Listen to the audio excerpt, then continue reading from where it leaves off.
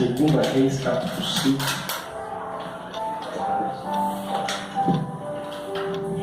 Todos acharam?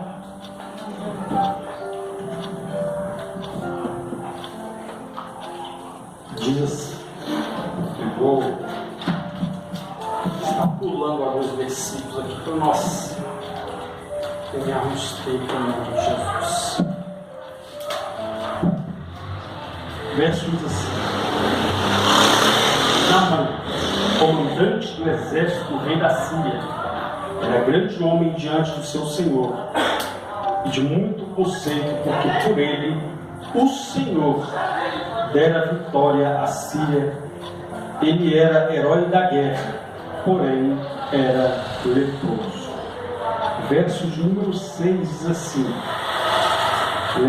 Levou também ao rei de Israel a carta, que dizia: Logo em chegando a ti esta carta, saberás que eu te enviei Naamã meu servo, para que o cures da sua lepra.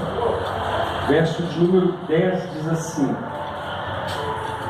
Então Eliseu lhe mandou um mensageiro, dizendo: Vai, lava-te 7 vezes no Jordão, e a tua carne será restaurada e ficarás limpo. Naamã, porém, muito se indignou e se foi dizendo: Pensava eu que ele sairia a ter comigo, por-se-ia em pé, invocaria o nome do Senhor seu Deus, moveria a mão sobre o lugar da lepra e restauraria o leproso. Não são porventura as águas de Farfar, Abana e Farfar, rios de Damasco, melhores que todas as águas de Israel? Não poderia eu lavar-me neles e ficar limpo? E voltou-se e foi com indignação. Verso de número 13 diz assim: Então se chegaram a ele os seus oficiais e lhe disseram: Meu pai, se te houvesse dito profeta alguma coisa difícil, acaso não a faria? Quanto mais, já que apenas te disse: lava-te e ficarás limpo. Amém? Então desceu e mergulhou no Jordão 7 vezes, consoante ou conforme a palavra do homem de Deus, e a sua carne se tornou como a carne de uma criança e ficou limpa. Amém? Pode se assentar em nome de Jesus. Feche os seus olhos nessa hora. Deus, obrigado por essa oportunidade. Obrigado por estarmos aqui mais esse dia na tua presença. Deus, que a tua palavra possa alcançar cada coração aqui nessa noite. Pai, que todos aqui possam ouvir a tua voz, porque aonde o Senhor está, a tua voz é clara. Nós estamos aqui no teu nome, Senhor. Tenha liberdade para ministrar aos nossos corações, para que nós possamos, sim, meu Deus, tomar decisões mediante a direção que o Senhor nos deve.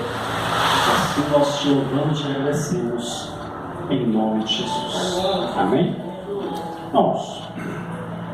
Nós lemos o texto do capitão Naamã. Chegou mais o capitão Naamã, né? Um homem, a Bíblia diz, muito conceituado, um homem de guerra, um homem acostumado com batalhas. Um homem que a própria Bíblia, o próprio texto que nós lemos fala que era um herói de guerra. Então, um herói de guerra era alguém muito conhecido até mesmo no meio do povo, porque sempre se falava: olha, aí vem o vencedor, o nosso herói, o campeão Naamã, que vence as nossas guerras. Só que a Bíblia nos mostra que esse homem, ele vivia 2 guerras. 2 guerras aquele homem vivia. Como assim, pastor? 2 guerras. Aquela guerra física que ele saía com espada, com lança, com, enfim, armamento. Mas tinha uma guerra que essa que ele ia com lança, essa ele vencia. Mas o que nós vemos é que ele teve uma grande vitória, que o próprio Deus havia dado a vitória a ele contra o povo de Israel. Mas ele tinha uma guerra que ele vivia. Que guerra é essa? Uma guerra no seu interior, na sua alma. E essa ele não conseguia vencer. Até que Deus entrou na história. Então tem uma coisa: todas as nossas guerras, sejam elas internas ou externas, nós só vamos vencer com a ajuda do Todo-Poderoso. Glória a Deus. E principalmente essas que estão dentro da nossa alma. E Naamã, então, o texto já começa a dizer: ele era campeão. Aonde que ele ia para a guerra, ele saía vencedor. Mas quando ele entrava dentro de casa, ele se deparava com a guerra na rua.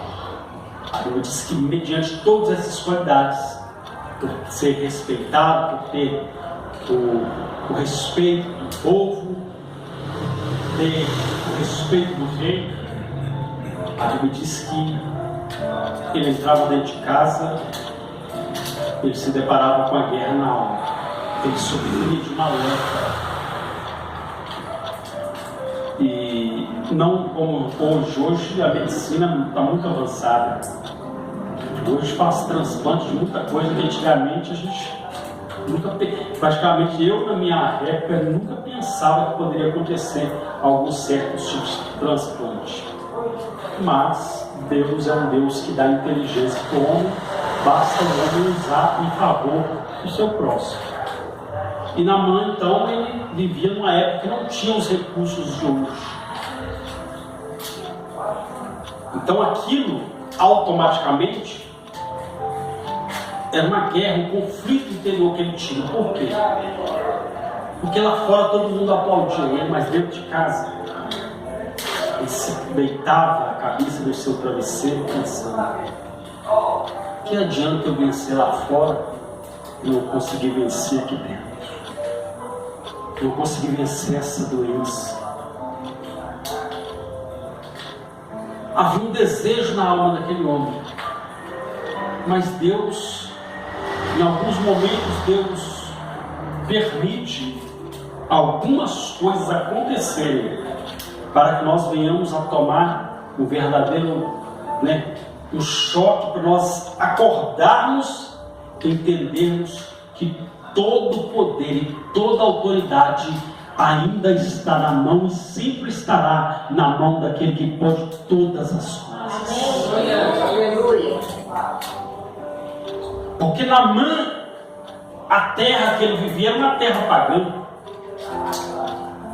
Ele tinha ali os seus deuses, mas ele começou a ver e ter a certeza que os deuses que ele servia não podia fazer era nada. Como ele era capitão, era um homem de posição, tinha com certeza dinheiro, tinha posses. Imagino ter contratado os melhores médicos da época, mas também nada resolveu, como foi a mulher do fluxo de sangue.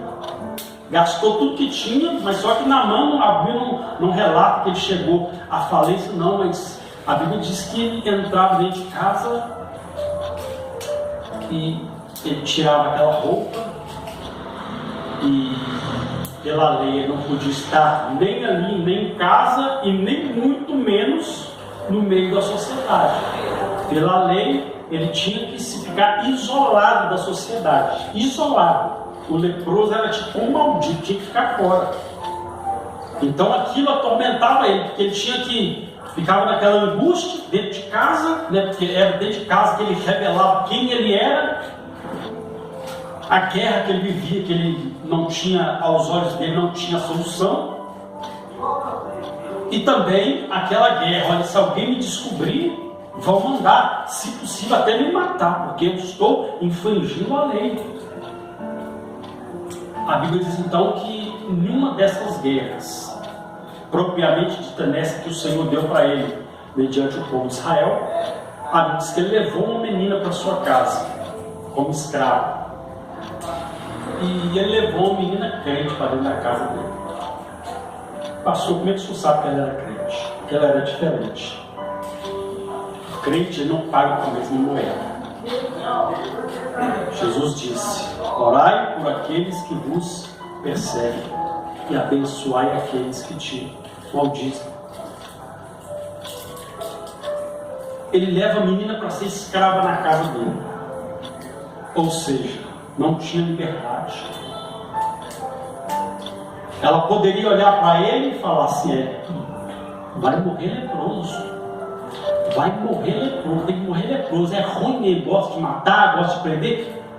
Porque tem crente que é assim, tem crente que torce para aquela ou outra e fala que é crente, mas não é. O crente é diferente. E a Bíblia diz que um dia Deus vai chegar e vai ver a diferença entre o que serve e o que não serve.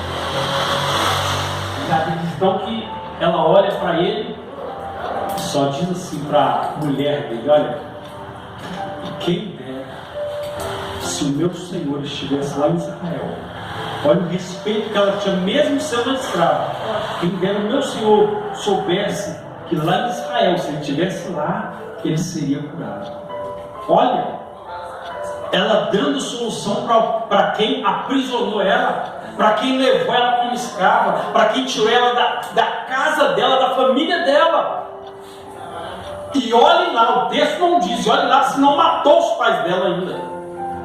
O texto não diz, então não vou entrar nesse detalhe. Mas como ele também aprisionava, às vezes os pais ficaram como escravos, né, trabalhando no campo, estavam lá, e ela ficou como empregada dentro da casa dele. Então ele disse: olha, quem dera se o meu Senhor soubesse que lá em Israel tem um homem que, se ele orasse, ele ia conhecer que é um Deus lá em Israel. Aí a Bíblia diz então que foi isso. Quando a mulher de Naamã soube que a menina falou com ele, ela foi direto. Por isso que a gente pode perceber que a mulher é mais apegada em cuidar da família. Mulher, o homem é mais largado, mas ela, ao tomar, opa, vou resolver o problema da minha casa. Por quê, irmãos? Imagine, aquele homem era leproso. Se ele tinha esposa, nem intimidade eles podiam ter, nem fazer carinho mesmo, porque ele era leproso, ela não podia acariciar ele, nem ele. Por quê? Porque até se tocasse no leproso, era também considerado maldito, e podia até pegar a lepra também. Então olha a luta que esse homem estava vivendo. Aos olhos humanos, até pelo questão à época dele, não tinha como, mas graças a Deus, o homem estava falando, não tem como, mas para Deus tem como, porque Deus é Deus do impossível. A Bíblia diz então que ela conta para ele: olha, a menina falou que lá em Israel está a solução do seu problema. Lá tem um homem que quando ele ora, as pessoas são curadas. Ele invoca o nome do Deus dele, do Deus de Israel, e as pessoas são curadas. Aí a Bíblia diz, irmãos, que Naamã então vai até o rei da Síria, Ben-Hadad: olha, me permite que eu vá até Israel, porque lá está a solução para o meu problema. Olha como esse rei gostava dele, porque o próprio rei sabia que ele era leproso, mas nem assim colocou ele como, um indigente, colocou ele jogar, não. Tinha um grande afeto por ele. Então o rei, diz então que ele pede carta, e o rei então manda uma carta até o rei de Israel. Quando a carta chega lá, o rei lê a carta, nós lemos aqui, o rei lê a carta, e ele está dizendo: olha, eu te enviei na mão do servo para que você o cure. Para que você o cure. Aí a Bíblia diz que o rei de Israel ficou perplexo. A Bíblia diz que ele rasgou as vestes e começou a falar: porventura sou eu Deus para curar alguém? Porque a carta foi direcionada para que o próprio rei curasse ele. Quem é o rei para fazer alguma coisa? Quem faz alguma coisa é o Rei dos Reis e Senhor dos Senhores. Esse faz. Ele mesmo Porventura só é o Deus para fazer alguma coisa, para curar alguém? Ou seja, ele mandou a carta, mandou o seu problema, a sua dificuldade, esperando que o homem fizesse algo para ele. Você não vê na carta ele falando, você ore o seu Deus para que o seu Deus cure o meu servo. Não. Ele falou que você cure ele, ou seja, confiou no homem. Confiou no homem. Colocou a sua esperança no homem. A Bíblia diz, uns confiam em carros, outros em cavalos. Porém nós fazemos menção do Deus que fez os céus e a terra.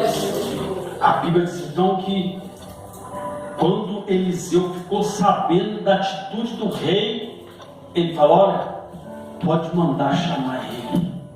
Pode mandar chamar ele. Porque aí ele vai saber que há um Deus em Israel.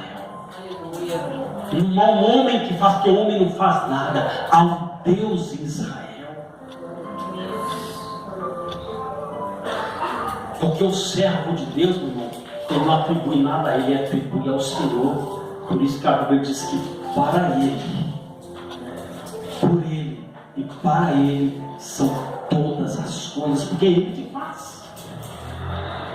É ele que faz. O homem vai ser apenas um instrumento na mão dele. Nós somos apenas um instrumento de Deus para levar a bênção de Deus às outras pessoas. Mas quem faz o milagre, quem cura, quem abre porta, quem faz, é Deus. Aí a Bíblia diz então que quando ele chega, então ele vai até a casa de Eliseu. Quando ele chega na porta da casa de Eliseu, a Bíblia diz que ele para os cavalos lá, esperando que Eliseu saísse de lá e fosse até ele. Por quê? Ele queria esse respeito, né? Eu sou o capitão, eu sou o comandante do exército do rei da Síria. Ele tem que vir cá e me... Você não vê na mão chegando lá e mandando chamar ele, ou né, como diz na época não tinha campainha, bater palma. Ou fulano, se soubesse o nome da pessoa, gritava, né? Aí a Bíblia diz então que Eliseu viu e chamou o mensageiro dele, Geazi, falou assim, olha, vai lá e fala com ele para mergulhar no Jordão 7 vezes que ele vai ser curado. Ou seja, ele estava orientando para que nós vencermos as nossas guerras internas, as nossas batalhas internas e também as externas. Né? O primeiro é buscar a direção de Deus, é confiar em Deus, é saber que de Deus virá a nossa resposta. Deus pode até colocar alguém na nossa frente, mas vai ser um instrumento de Deus para nos abençoar. Abertamente falando, eu estou aqui apenas para ser um instrumento, canal de Deus, para a sua vida ser abençoada. Quem vai liberar o milagre, quem vai liberar a porta aberta, quem vai fazer na sua vida é aquele que nós estamos adorando e glorificando o nome dele nessa noite. E segundo, ele disse, vai e lava, ou seja, faça conforme a palavra de Deus. A palavra de vitória foi liberada sobre a vida de Naamã. Só que Naamã diz que ele ficou indignado. Eu pensei que ele vinha aqui diante de mim. Nós lemos o texto. Eu pensei que ele ia chegar aqui. Ou seja, a palavra de Deus foi liberada, a palavra de bênção foi liberada sobre a vida dele. O que ele tinha que fazer? Obedecer. Obedecer a palavra de Deus. O grande problema está aí. Que a palavra de Deus, ela vem muitas das vezes, ela não vai nos agradar em alguns momentos. Por quê? Porque ela vai confrontar algo que nós precisamos deixar, algo que nós precisamos abandonar para que algo aconteça na nossa vida. Algumas posições que nós vamos ter que tomar, algumas decisões que nós vamos ter que tomar, e muitas vezes isso vai nos desagradar. Mas se Deus falou, faça.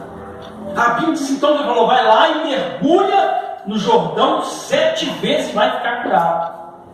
Na mente dele ele pensou, eu saí de lá, de outra cidade, para chegar aqui para ele pedir para mim mergulhar dentro do rio, e ainda um rio barrento. Ou seja, se nós queremos vencer, temos que obedecer a palavra do Senhor. Terceiro, a Bíblia diz então que no verso 11, a Bíblia diz que ele, Naamã, muito se indignou e foi-se dizendo: pensava eu. O grande erro do ser humano está aí. Ele acha que Deus vai fazer da forma que ele pensa, não é da forma dele. Não é do jeito que eu penso, é do jeito de Deus. E às vezes Deus vai fazer algumas coisas, a gente vai ficar meio. A gente vai, quando a gente pensa, mas, meu irmão, quando Deus opera, deixa Deus trabalhar. O problema é que a gente quer impedir Deus de fazer as coisas. Não, Deus tem que ser do jeito que eu estou pensando. Não é do jeito dele, é do jeito de Deus. E muitas das vezes vai nos desagradar. Muitas das vezes nós vamos ficar sem entender, mas nós não temos que procurar entender. Nós temos é que crer na vontade de Deus. Ele dispensava eu, que ele ia pedir para me mergulhar no rio, né? Que ele ia vir diante de mim, invocar o nome do seu Deus, colocar a mão em cima da lepra e eu ia ficar curado. Ele pensava desse jeito. Irmão, Deus não trabalha do jeito que eu penso. Ele trabalha do jeito dele. E o jeito dele é que é o jeito certo. O jeito de Deus é que é o jeito perfeito. Ao invés da gente, Deus, não, faça como a Bíblia diz, quando Maria, ela indaga ao Senhor: mas como é que eu vou ser mãe se eu nunca me relacionei com homem nenhum? Aí ele diz: não, fica tranquilo, porque descerá sobre ti o Espírito Santo. Ou seja, deixa Deus trabalhar. Deixa Deus fazer da maneira dele, porque a maneira dele é a maneira correta. Ao invés de questionar, fala assim: eu faço como Maria. Quando ele falou que ia descer sobre ela o Espírito Santo, ela falou assim: então cumpre em mim a tua vontade. Então nós temos que sempre desejar para a nossa vida a vontade de Deus. Porque a Bíblia diz que a vontade dele é boa, ela é perfeita e ela é agradável, ainda que desagrade alguns, mas a vontade de Deus é agradável, porque a vontade de Deus traz paz, traz alegria. A vontade de Deus, ela é perfeita. Deus não erra, meu irmão. Nós erramos. Nós, com os nossos pensamentos, nós erramos, mas Deus não erra. Deus não erra. Mas aí é onde está: Senhor, que a tua vontade se cumpra.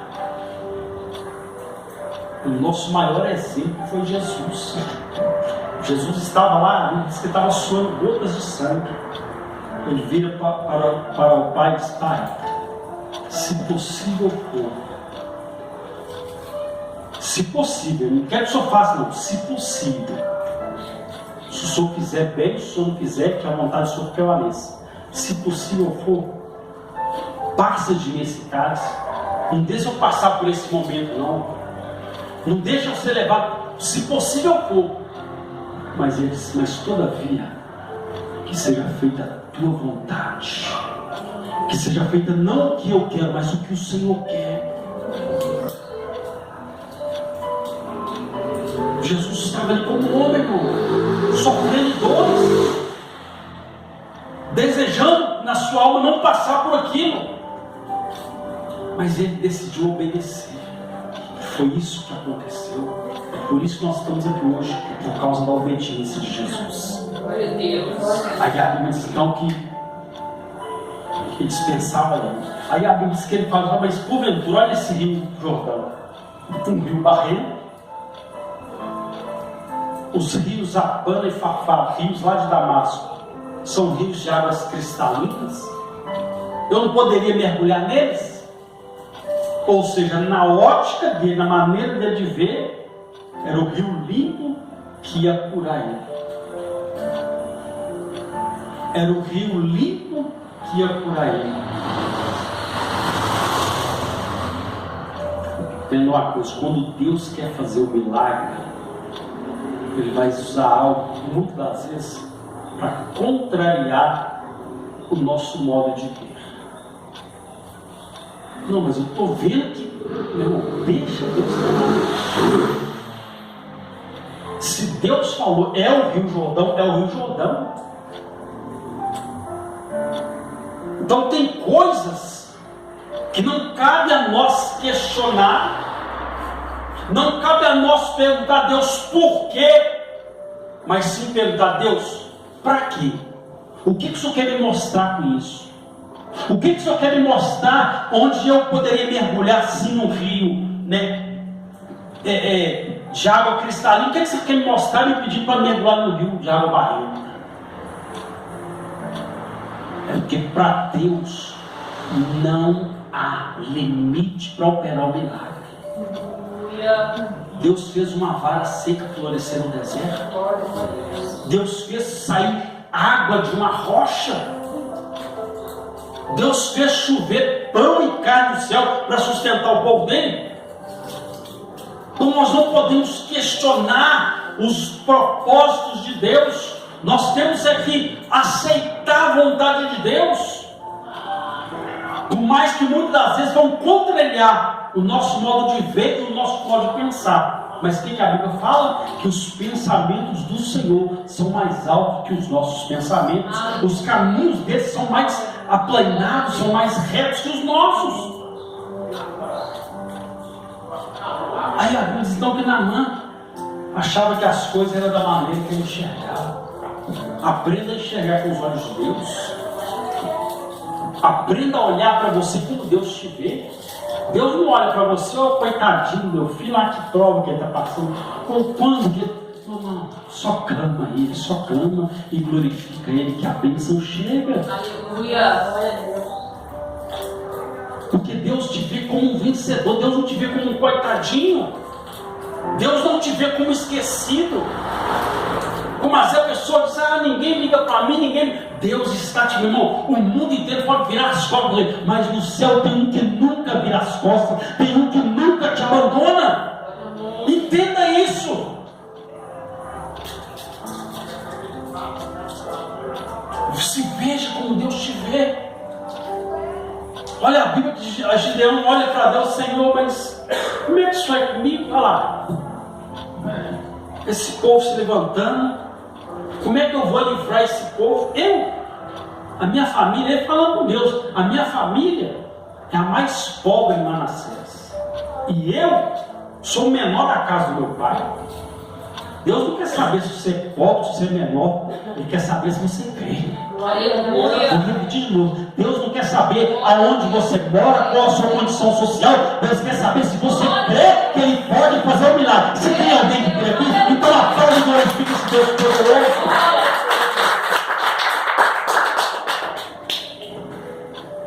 E para finalizar, a Bíblia diz que ele vai indignado, pensando, eu poderia ter mergulhado, me pedir para mergulhar no rio de água cristalina de Damasco.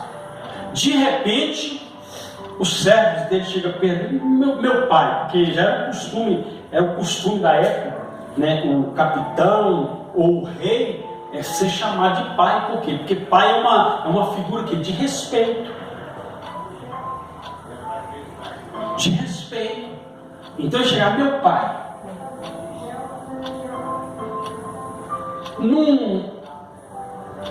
Se ele te pedisse para você uma coisa difícil, o senhor não ia fazer? Mas ele só te pediu para mergulhar no rio. Só isso. Aí ele foi, tomou um choque de realidade. Tomou um choque de realidade. Ou seja, Deus nunca, entenda isso, Deus nunca vai te pedir, vai me pedir, vai nos pedir algo que nós não consigamos fazer. Não, Deus, isso é muito difícil, eu não sou, mas Ele te capacita. Não, Deus, não para mim. Meu irmão, não questione o poder de Deus. Tudo que Deus te pedir para fazer, pode ter certeza que aquele que pede, Ele dá a ferramenta para fazer e dá a capacidade para fazer. Quando Ele te chama, Ele já está com tudo preparado. É só se você se levantar como os homens se levantaram e dizer: Senhor, eis-me aqui, fala que o teu servo ouve. Só se colocar na posição, porque Deus nunca, meu irmão, nunca vai me pedir, e nunca vai te pedir algo que nós não consigamos fazer. Tudo que Deus pedir é porque Ele sabe, eu posso confiar nele e nela. Eu sei que Ele e ela são capazes, e quando as forças dele estiver, como diz, né, acabando, aí eu entro com a vida. Que aonde termina as minhas forças, aí